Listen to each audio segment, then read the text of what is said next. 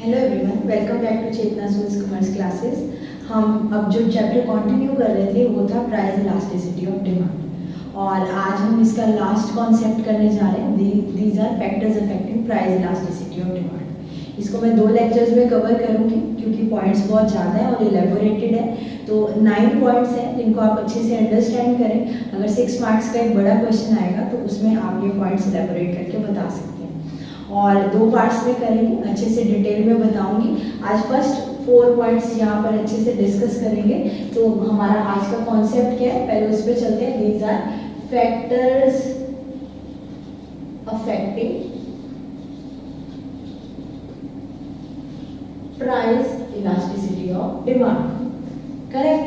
तो कौन कौन से फैक्टर्स हैं जिनसे हम इलास्टिसिटी को मेजर कर सकते हैं या जिनसे हमें पता चलता है कि हमारी इलास्टिसिटी कैसे है। करेक्ट। तो फर्स्ट हमारे पास इसमें है नेचर ऑफ कमोडिटी। तो नेचर की अगर हम बात करें कमोडिटी की या किसी भी गुड की, तो उसकी इलास्टिसिटी मेजर करना हमारे लिए बहुत सिंपल हो जाता है।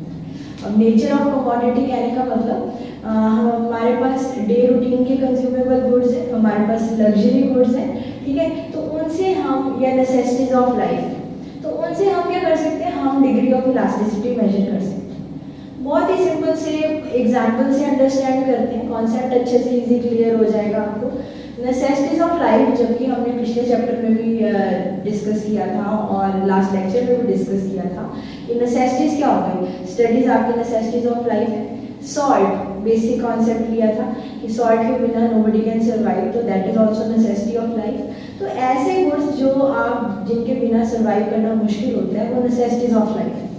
तो ये नेचर हमें क्या शो करती है, ये नेसेसिटी क्या शो करती है कि इन केसेस में जो डिमांड होगी वो या तो इनइलास्टिक होगी या बहुत कम, यानी कि लेस इलास्टिक होगी। कहने का मतलब कि प्राइस के राइज या फॉल करने से डिमांड पे ज़्यादा इफेक्ट नहीं आएगा, क्योंकि अगर आप इनको कंज्यूम करना चाहते हैं और आप इनको कंज्यूम करके रहेंगे। क्लियर। तो नेसेसिटीज के केस में या जहां आप हैबिट या टेस्ट डेवलप कर चुके हैं, उन केसेस में जो डिमांड की नेचर है वो क्या होगी, इनइलास्टिक और लेस इलास्टिक। तो यानी कि नेचर ऑफ कमोडिटी में हमने ए पार्ट में हमने क्या समझा, यहाँ पर नेचर ऑफ कमोडिटी में हमने समझा कि नेसेसिटीज के केस में, नेसेसिटीज ऑफ लाइफ, इस केस में जो हमारी डिमांड है वो क्या है,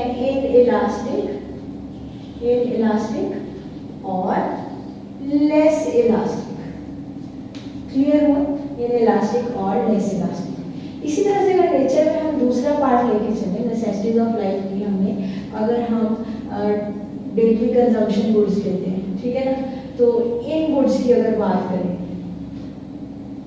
ठीक है, अब हम रूटीन में जितने गुड्स कंज्यूम करते हैं, अगर उनकी डे रूटीन में प्राइस बढ़ जाती है तो समटाइम्स हम इमीडिएट डिमांड कम कर देते हैं, जितना प्राइस बढ़ा उतनी। अगर आप 2 kg एप्पल बाय करने जा रहे हैं और एप्पल के प्राइसेस हाई हैं तो आप डेफिनेटली कंज्यूम करेंगे, बट आप 1 kg कंज्यूम कर लेंगे। तो ये डे रूटीन की कंजम्पशन में जितना प्राइस में राइज आया उतनी कंजम्पशन में फॉल आ जाएगा, यानी कि दोनों इक्वली चलेंगे। ऐसे केसेस में इलास्टिसिटी ऑफ डिमांड क्या हो जाएगी, इक्वल टू 1। बहुत ही सिंपल है। और थर्डली हमारे पास है लग्जरी गुड्स। तो लग्जरी गुड्स के केस में, यानी जैसे कार्स हो गई, कॉस्टली कारपेट्स हो गए, विंटेज कार्स हो गई, ऐसी चीज़ों के केस में अगर हमारे इनके प्राइसेस फॉल कर जाते हैं तो डिमांड भी फॉल कर जाती है, ठीक है ना। प्राइसेस राइज करते हैं तो डिमांड भी राइज कर जाती है, पॉजिटिव रिलेशन होता है लग्जरी गुड्स में।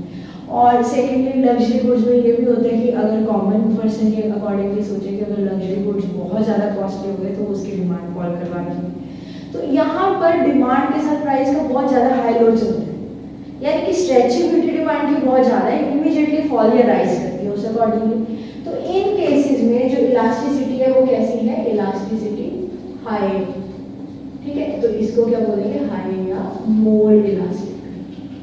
तो ये nature of commodity I hope आपको अच्छे से क्लियर हो गया। इसमें 3 कॉन्सेप्ट लिए हमने और उसके अकॉर्डिंगली उनकी इलास्टिसिटी को मेजर कर लिया। तो ये फर्स्ट पॉइंट हमारा बहुत ही इंपॉर्टेंट था। सेकेंड हमारे पास है जी डाइवर्सिटी ऑफ यूजेस।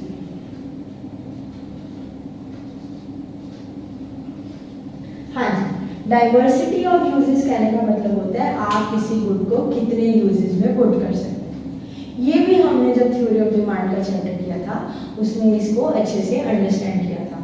डाइवर्सिटी मतलब क्या? डाइवर्सिफाई करना, वैरायटी ऑफ यूजेस में पुट करना। एग्जाम्पल लेके देखते हैं, लास्ट वीक एक एग्जाम्पल लिया था मिल्क का। दूध को आप वैरायटी ऑफ यूजेस में पुट कर सकते हैं, ठीक है ना। तो मिल्क से आप कर्ड, बटर, चीज कुछ भी बना सकते हैं। तो सिंपल सी बात है, जब मिल्क के प्राइस फॉल डाउन कर जाएंगे तो आप उसको वैरायटी ऑफ यूजेस में पुट कर देंगे, और जब उसके प्राइसेस राइज करेंगे तो आप उसके यूजेस को क्या कर देंगे? लिमिटेड। क्लियर हुआ? तो इस तरह से डाइवर्सिटी ऑफ यूजेस होने से क्या होगा? When their price fall down they can be put to variety of uses. तो इस तरह से डिमांड क्या हो गई? मोर इलास्टिक हो गई, क्योंकि आप बहुत यूजेस में पुट कर रहे हैं, इमीडिएटली उसके यूजेस फॉल डाउन भी कर देंगे अगर प्राइस राइज होगी। तो ऐसी सिचुएशन में डिमांड क्या है? मोर इलास्टिक, ठीक है। और इसके एग्जाम्पल क्या हो सकते हैं? मिल्क हो सकते हैं, milk can be the example, और another example can be electricity. Electricity सस्ती तो आप जगह जगह यूज करेंगे, इलेक्ट्रिसिटी कॉस्टली तो आप उसको सिर्फ जिस रूम में बैठे शायद वही यूज करेंगे, और वैसे सेव इलेक्ट्रिसिटी यूज ज़्यादा नहीं करनी चाहिए। तो ये हो गया आपका डाइवर्सिटी, और इसमें ये डिमांड क्या हो गई? इलास्टिसिटी ऑफ डिमांड क्या होगी? मोर इलास्टिक। तो ये सिंपल सा कॉन्सेप्ट था, डाइवर्सिटी क्लियर हो गया, नेचर ऑफ कमोडिटी क्लियर हो गया। थर्ड पे चलते हैं जी हम। थर्ड हमारे पास है income level of the consumer.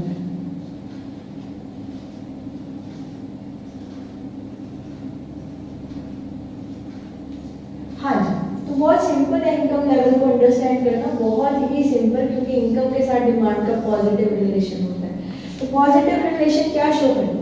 Higher the income higher will be the demand, lower the income lower will be the demand. That is very simple and easy to understanding thing, ठीक है।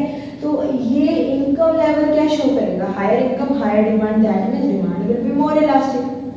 Elasticity हो गई ना, income ज़्यादा demand ज़्यादा बना दो, income कम demand नीचे एकदम से कर दो।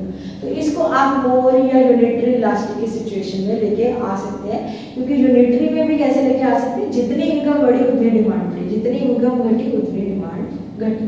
तो in this case this will be either unitary और मोर इलास्टिक। क्लियर हुआ?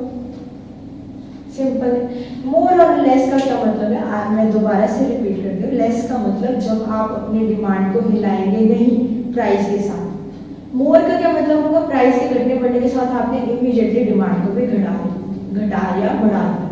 और यूनिटरी का मतलब जितना प्राइस में राइज उतना डिमांड में फॉल, जितना प्राइस में फॉल उतना डिमांड में राइज, और vice versa with any other factors.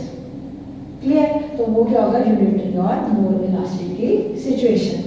और फोर्थ जो आज लास्ट पॉइंट हम आज के लेक्चर में करने जा रहे हैं इनकम लेवल के बाद, वो है जी हैबिट्स ऑफ कंज्यूमर।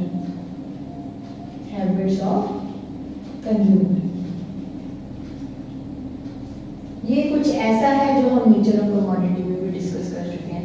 अगर कोई पर्सन किसी पर्टिकुलर प्रोडक्ट को लेके कोई हैबिट डेवलप कर चुका है तो वो उसको जल्दी चेंज नहीं करेगा। बड़ा सिंपल सा कॉन्सेप्ट है। तो हमने इसमें एग्जांपल लिए थे सिगरेट स्मोकिंग के या लिक्विड के। तो अगर वो कंजम्पशन में हैबिट्स में है तो वो इजीली चेंजेबल नहीं है, वो इकोनॉमी का इंपॉर्टेंट पार्ट बन जाते हैं। तो ऐसी कोई हैबिट जब आप डेवलप कर रहे हैं और जिनको आप चेंज ना कर सकें, दैट मीन्स प्राइस के राइज या फॉल करने से इन हैबिट्स में कोई चेंज नहीं आने वाला। और ऐसी सिचुएशन में यानी कि अब चेंज नहीं आ रहा प्राइस के साथ, तो इन सिचुएशंस में जो डिमांड की सिचुएशन होगी, इलास्टिसिटी की होगी, वो क्या होगी? Less elastic. क्लियर हुआ? तो ये सारी सिचुएशन है। नेचर में हमने स्टडी किया कि नेसेसिटी में इलास्टिक, कंज्यूमर गुड्स में इक्वल टू वन यानी कि यूनिटरी इलास्टिक, लग्जरी में मोर इलास्टिक। डाइवर्सिटी में अगर आप उनको ज़्यादा गुड्स ज़्यादा चीज़ों में पुट करेंगे तो वो मोर होंगे, और अगर लेस यूजेज में पुट करेंगे, अगर उनको कम यूजेज में पुट करेंगे तो इसका मतलब कि प्राइस के राइज करने से एकदम से कम यूजेज में कर दिया तो इलास्टिसिटी कैसी हो गई? मोर। तो income level of consumer, higher the income higher will be the demand, lower the income lower will be the demand. ऐसी सिचुएशन में भी यूनिटरी या मोर इलास्टिक होगी। और फिर आते हैं हम हैबिट्स ऑफ द कंज्यूमर में। अगर वो पर्टिकुलर किसी प्रोडक्ट को लेकर कंज्यूमर कोई हैबिट डेवलप कर लेता है तो वैसे केस में उसकी डिमांड जल्दी चेंज नहीं होगी प्राइस के साथ। तो ऐसी सिचुएशन में उसकी डिमांड क्या होगी, लेस इलास्टिक। तो ये इंपॉर्टेंट पॉइंट्स थे, ये 4 इंपॉर्टेंट पॉइंट्स हमने आज डिस्कस किए। 5 पॉइंट्स आर स्टिल लेफ्ट जो हम नेक्स्ट लेक्चर में डिस्कस करेंगे। तब तक अपनी बुक्स में ये अच्छे से स्टडी करें और आपको अच्छे से अंडरस्टैंडिंग मिल जाएगी कि कौन कौन से फैक्टर्स हैं जो इस तरह से डिमांड को इफेक्ट करते हैं। आई होप आज का लेक्चर भी अच्छे से क्लियर हुआ है और कॉन्टिन्यूएशन में नेक्स्ट लेक्चर देखना ना भूलें। आज का लेक्चर अच्छा लगे तो please like share and subscribe करें। Thanks for watching Chetna schools commerce classes.